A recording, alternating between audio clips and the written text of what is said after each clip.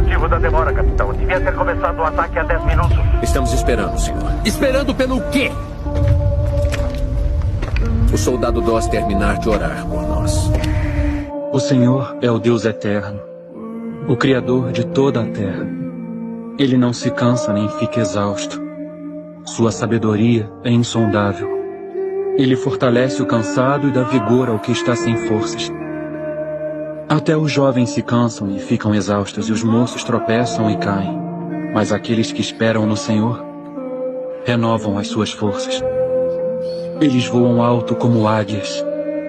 Eles correm e não ficam exaustos. Eles andam e não se cansam. Jesus disse: eu deixo um novo mandamento a vocês. Amem uns aos outros, assim como eu os amei.